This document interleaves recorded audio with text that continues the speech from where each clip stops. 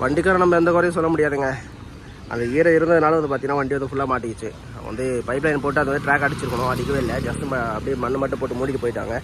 அதனால வந்து பார்த்தீங்கன்னா நடக்கிற விளைவு தாங்க இது எல்லாமே. ரொம்ப தப்பான விஷயம் புரியுதுங்களா. ஃபுல்லாக வந்து கீழே முட்டிருச்சுங்க.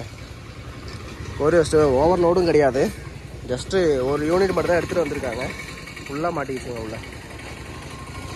டிரைவர் பாவங்க காலையில் வந்து ஃபஸ்ட்டு ட்ரிப்பாக இருக்கும். காலையில் எத்தனை மணி போய் லோடு எடுத்துட்டு போனாருன்னு தெரில.